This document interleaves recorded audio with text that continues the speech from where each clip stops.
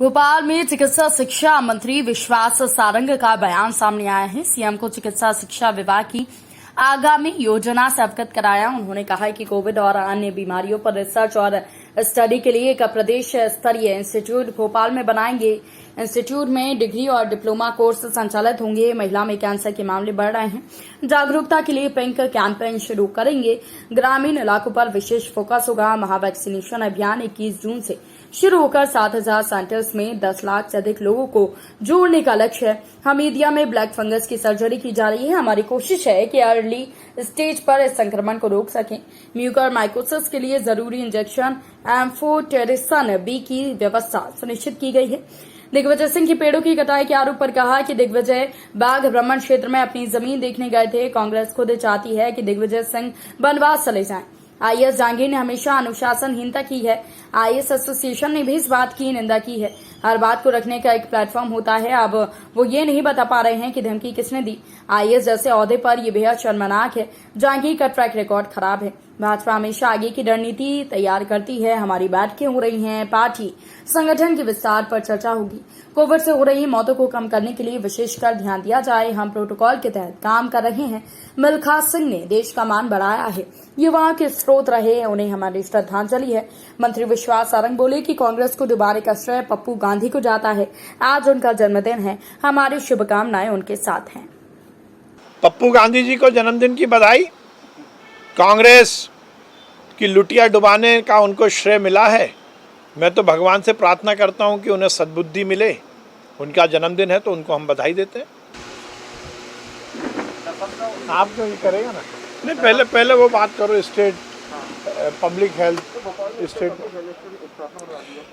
कल माननीय मुख्यमंत्री जी के साथ चाय पर चर्चा हुई, 1-to-1 चर्चा हुई और हमने हमारे विभाग की जो आगे की प्लानिंग है उसकी समीक्षा की और माननीय मुख्यमंत्री जी को जो भी हमने आगे के प्लान किए हैं उनसे अवगत कराया। माननीय मुख्यमंत्री जी ने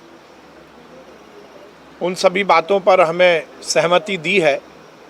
हम जिस प्रकार से ये पेंडेमिक आया, जिस प्रकार से महामारी आई और ये देखने को मिला कि निश्चित रूप से इस तरह के संक्रमण के रोग और महामारी के स्टडी के लिए एक अलग से इंस्टीट्यूट होनी चाहिए। इसलिए हमने निश्चित किया है कि भोपाल में हम स्टेट लेवल की पब्लिक हेल्थ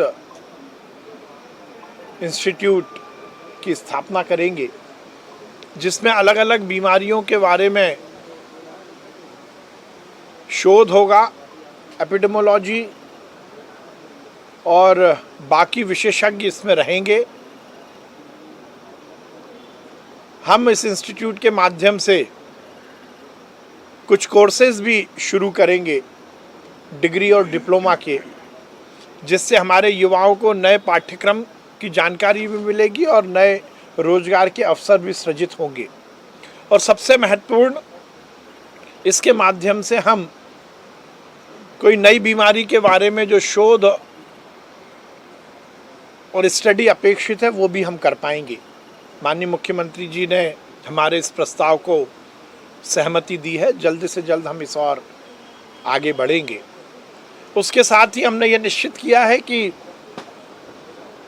हम देखते हैं कि महिलाओं में भी कैंसर की बहुत